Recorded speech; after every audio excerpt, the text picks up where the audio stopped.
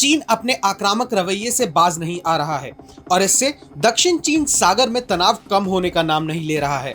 चीन की बढ़ती आक्रामकता से परेशान देश अपनी आत्मरक्षा के लिए हथियारों पर अपना हाथ रखने को मजबूर हो रहे हैं। इसी कड़ी में बड़ी खबर फिलीपींस से आ रही है। बीते दिनों चीन और फिलीपींस के बीच माहौल गर्म होता नजर आया। दरअसल विवादित स्पाटले आइलैंड के अंतर्गत आने वाले सेकंड थॉमस शओल पर फिलीपीन के सैनिकों से लैस जहाज बीआरपी सिएरा माद्रे पर चीन के कोस्ट गार्ड के जहाज बहुत करीब आ गए। फिलीपींस के सैन्य अधिकारियों का कहना है कि चीनी जहाजों ने हालांकि सीधे तौर पर कोई हथियार तो नहीं ताना, लेकिन उनकी इतनी दूरी कम थी कि फिलीपींस सैनिकों को आत्मरक्षा के लिए हथियार थामे रहना पड़ा। इस घटना पर फिलीपींस के सशस्त्र बल प्रमुख रोमिएरो ब्रावनर ने चीनी सरकारी मीडिया सीसीटीवी की रिपोर्ट का खंडन किया है। सीसीटीवी ने दावा किया था कि 19 मई को फिलीपींस सैनिकों ने चीनी कोस्ट गार्ड पर बंदूकें तानी।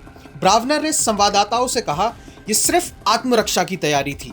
चीनी जहाज बहुत करीब आ गए थे और उनका व्यवहार उकसाने वाला था। फिलीपींस के सैन्य अधिकारियों के अनुसार चीनी तटरक्षक बल की हथियारबंद इन्फ्लेटेबल बोट्स सिएरा माद्रे के 5 से 10 मीटर के दायरे में आ गई थी। साथ ही उन्होंने हवा से सैनिकों के लिए भेजे गए कुछ सामानों को भी जब्त कर लिया था। फिलीपींस का कहना है कि ये हरकतें गैरकानूनी और अस्वीकार्य हैं। ब्रावनर ने कहा, ये चिंता का विषय है, इसलिए हमारे सैनिकों ने एहतियात के तौर पर अपने हथियार संभाल लिए। ये नियम का हिस्सा है। हम इस बात से इनकार नहीं करते कि हमारे सैनिक हथियारबंद थे, लेकिन हम इस बात से भी इनकार करते हैं कि उन्होंने जानबूझकर चीनी जहाजों पर बंदूकें तानी।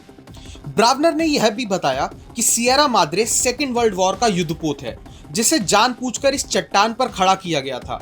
यह फिलीपींस नौसेना का एक कमीशन जहाज है, इसलिए उस पर हथियार रखने का पूरा अधिकार है। उन्होंने कहा, हमें अपना बचाव करने का अधिकार है। फिलीपीन इस क्षेत्र में अपनी संप्रभुता बनाए रखने के लिए लगातार प्रयास करता रहेगा।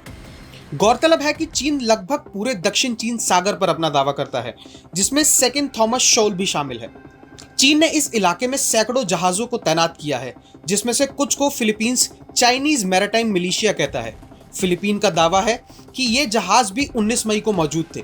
चीन के विदेश मंत्रालय का कहना है कि फिलीपीन का इस शोल पर, जिसे वे रेनाई रीफ कहते हैं, गतिविधियां करना गैरकानूनी है। मंगलवार को एक ब्रीफिंग में चीनी विदेश मंत्रालय के प्रवक्ता माओ निंग ने कहा, इस मामले में फिलीपींस ही है जो बार बार उल्लंघन और उकसावे की कार्यवाही करता है। फिलीपींस द्वारा रेनाई रीफ पर जहाज भेजना अपने आप में गैरकानूनी है। ब्यूरो रिपोर्ट, भारत तक।